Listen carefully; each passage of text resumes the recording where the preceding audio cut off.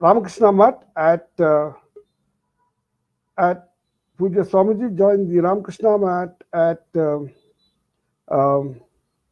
Pune, and he had his Mantra Diksha and the Sannyasa Diksha from Srimad Swami Ranganathanji Maharaj, who was a very, very influential person who influenced the people around across the country and across the world in a very big way.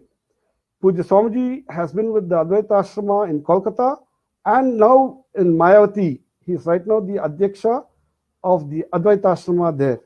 We now request Puja Swamiji to deliver his benedictory address on the topic of distilling Vivekananda for our youth, actionizing character building for our nation. Puja Swamiji, the stage is yours.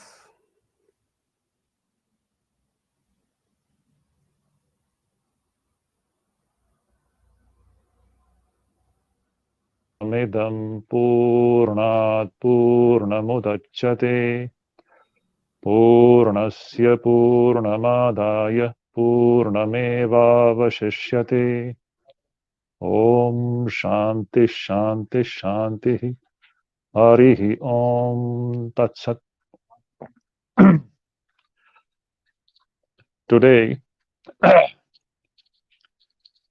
I first of all thank Vivekananda Jonotthana Trust for having invited me for this wonderful panel discussion.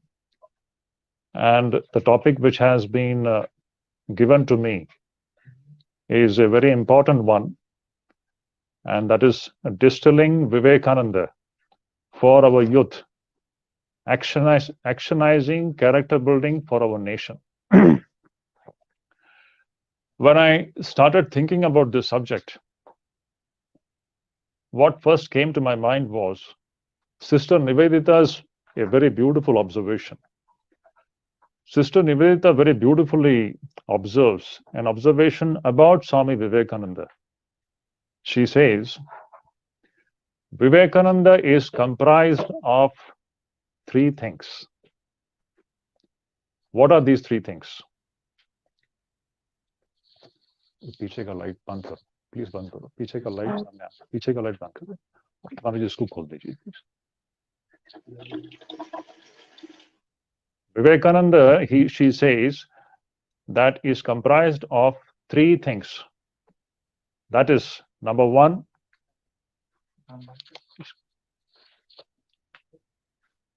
I'm sorry, today we have an electricity problem here.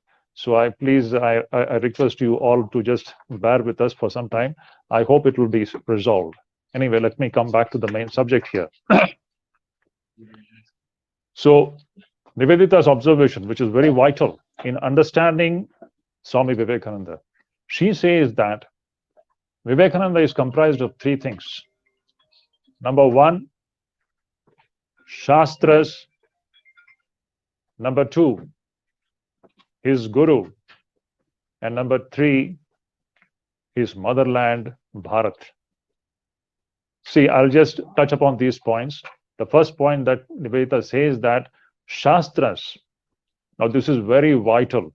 By Shastras, what is meant is the Vaidika Sanatana Dharma's corpus of eternal and universal spiritual knowledge.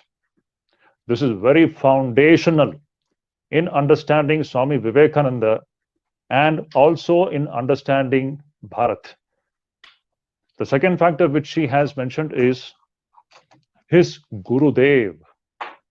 Sri Ramakrishna was the very embodiment of this Vaidika Sanatana Dharma corpus of spiritual knowledge. The Shastras which Nivedita is referring to, Sri Ramakrishna was the very embodiment of that. And the third thing, that is his motherland, Bharat. Bharat, that place where this spiritual knowledge, these great spiritual discoveries were made ages ago, and which has influenced the whole world directly or indirectly. It is this Vaidika Sanatana Dharma is what Swami Vivekananda had referred to as the mother of all religions in his Chicago speech.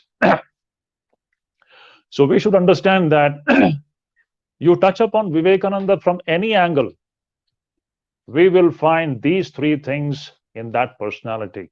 Number one, Shastras. Number two, his Gurudev Sri Ramakrishna. And number three, the motherland, this Bharat. Now, in this, we need to understand that when we talk about Bharat, this India, this Bharat has been the most ancient civilization in the world. And throughout the history, it has been one of the greatest nations that existed on this planet. Greatest in all respects, both material as well as ideologically and spiritually speaking. Now, this great Bharat, which we are referring to, and we are talking about building Bharat, nation building. Vivekananda, after the passing away of his Gurudev Sri Ramakrishna, when he went across the length and breadth of this country on foot as a parivrajaka, what did he see? He saw that this great country, which has been a Vishwa Guru throughout its existence, now in the 19th century, he found that this great Bharat had come to a very pathetic state. And what was this pathetic state? Both materially, it had come down to a level of abject poverty. We all know that. And number two, that the country which was the mother of spirituality, the country which actually, where the spirituality was the very foundation, in that country, the people of that country had almost forgotten their roots and they were uprooted and they had lost that Shraddha on their own spiritual heritage. This was really a very dangerous, alarming situation in the 19th century, which Swami Vivekananda had seen through his eyes. Now, after moving around all over the country, he finally lands up at Kanyakumari. In Kanyakumari, sitting on that great rock, which is today known as Vivekananda Rock, Swamiji meditated for 3 days and 3 nights. We all know that. And his object of meditation was not God. For 3 days and 3 nights, he was meditating on his motherland, Bharat. And he was looking into the past, the glorious past, what a great country it was, a country which has been Vishwa Guru throughout its existence. And he was seeing its present pathetic state. And then he was also looking into the future. He was seeing that this very country, which was in a very deplorable state at that time, is going to once again attain glorious heights. And he had predicted that the future of India is going to be so glorious that all the past glories and attainments of this country will pale into insignificance. This was Vivekananda's prediction. After coming back from America in 1897, Vivekananda had delivered a famous lecture in Ramnad. In that lecture, Swamiji had very passionately and very poetically predicted the future of this country. The words are very beautiful. Swamiji says, "The longest night seems to be passing away. The sorest trouble seems to be coming to an end at last. India, this great motherland of ours, is awakening from a deep, long sleep. None can resist her anymore. No, never again is she going to sleep anymore, and no external power can hold her back anymore, for this infinite giant is rising to her feet." Now, this was not Vivekananda's some conjecture or some guesswork. He was seeing it. It was a darshana, an infallible insight into what is going to happen in future. A glorious India whose glory will be so great that its own past glory will pale into insignificance. Now, Vivekananda was very clear about one thing. If this nation has to be built, if India has to be built, he was very clear that it cannot be built without building the character of its citizens. Nation building depends upon the building of the character of its citizens. Vivekananda was very clear about it. There was absolutely no doubt about it. Now, what do we mean by character building? We are talking about nation building through character building. When we talk about character building, which Swami Vivekananda has repeatedly referred to in his talks and writings, what he meant was man-making. Again, coming back to man-making, what is this man-making? One of the best definitions of man-making was given by Sri Ramakrishna himself. Sri Ramakrishna says that, who is a manush? The Bengali word manush, it's come from the Sanskrit word manushya. He says, who is a manush? Who is a man? Manush is he or she in whom the spiritual consciousness is awakened. Hush is the word, Bengali word, manhush. So he plays with the word and he says that hush, spiritual consciousness, that man and that woman in whom the spiritual consciousness is awakened, he or she is truly manush. And let me very emphatically state that Sri Ramakrishna himself was a great man maker. What did he do throughout his life? If you just study his life carefully, we find that his life was a life dedicated to man making. He himself was the epitome of spiritual realizations, and whoever came in touch with him, he did only one thing: he awakened their spiritual consciousness. His direct disciples, his lay disciples, you mention anybody, whoever came in touch with this powerful source of spirituality, their spiritual consciousness was awakened. They became men. Now, after Sri Ramakrishna's passing away, before he passed away, this capacity to rouse the spiritual consciousness was transferred into Vivekananda also. Vivekananda also became a great man maker. If you see throughout Vivekananda's life, wherever he went, through his speeches, through his interactions with the people, he was continuously involved in the work of man making. Now, one thing that we need to understand, without the awakening of this spiritual consciousness, truly speaking, the so-called human being is not at all different from animals. This is a very confirmed conclusion even in our ancient scriptures. So what really differentiates human beings from animals is the awakening of the spiritual consciousness. That human being in whom the spiritual consciousness is not awakened, that human being is human being only in form, but in content, it is all animality. Now, today Sri Ramakrishna is not there physically. Physically, Vivekananda is also not there. So how are we going to continue this work of man-making, the work of rousing the spiritual consciousness of men and women? The only way which Vivekananda had suggested was education. Education is the panacea for all the problems we have, Swami Vivekananda had said. And we need to have the right kind of education. This is very important.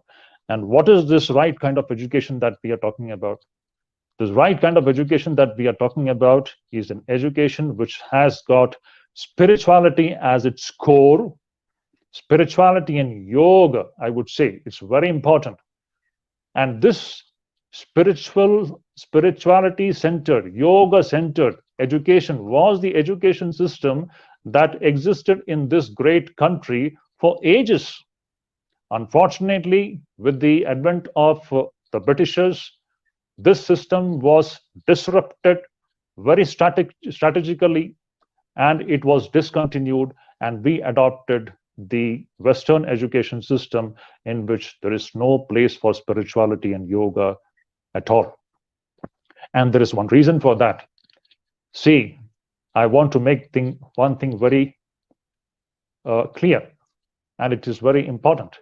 Right in the beginning, I said the Shastras, when I refer to Shastras, it means the Vaidika Sanatana Dharma corpus of universal and infinite spiritual knowledge. That is the very basis of our country, this Bharatvarsha. If this spirituality and yoga, if it dies, Vivekananda mentions this at many places, Bharat will be dead. He also refers to one story. There was a huge creature, a creature whose soul was in a bird. And this creature was very ferocious, and people were trying to kill this creature, but nobody knew the secret how to kill this creature, because the creature's soul was actually hidden in the bird. But somebody somehow succeeded in understanding this secret, and that person went and killed the bird, and with that, this creature was dead. Similarly, Vivekananda says that the soul of Bharatvarsh lies in spirituality and yoga. Let this spirituality and yoga be killed, Bharatvarsha will come to an end. What defines Bharatvarsha, again and again, Vivekananda says, it is religion and spirituality. And if we have to keep this religion and spirituality alive, we have to institutionalize this education system with spirituality and yoga as its core. Without this, it will be impossible for this great country to attain its glory. Now, what is the connection between this? Between education and nation building? Through this kind of spiritually centered education system, we will have more and more spiritually awakened and spiritually sensitive men and women. And this is what is Prabuddha Nagarik. What India needs is Prabuddha Nagarik. It is this Prabuddha Nagarik which is going to make a Prabuddha Bharat. And it is this Prabuddha Bharat which will become the instrument to have a Prabuddha Vishwa. So a Shrestha Bharat will be a Prabuddha Bharat, and when we talk about Prabuddha Bharat, it refers to its awakened, spiritually awakened citizens. It is such citizens with such character, with spiritual character, they can make this nation glorious. So we need to understand the connection between education, character building, which is man-making, which is spiritually awakened human beings, and it is such spiritually awakened human beings which actually goes into the making of a great Bharat, and it is this great Bharat which is going to be instrumental in bringing about a Prabuddha Vishwa and fully awakened humanity. So this was the overall plan of Vivekananda, which he repeatedly mentions in his talks, in his letters, everywhere. So we need to focus upon an education system through which we can bring the spirituality and yoga into the lives of each and every citizen of this country. Thank you so much. I'm sorry today this light is not there. That's why there has been a lot of disruption. I hope you bear with me. Thank you, Mohan. Thank you, all of you. Very nice, Maharaj. Absolutely no problem. You have been loud and clear. The message has come out very nice. Yeah. And we really, really appreciate your way of distilling Vivekananda for the youth. And it's got a lot of very beautiful insights in how to actionize the experiences of Swami Vivekananda, so each of us can really progress and move forward in building up our character.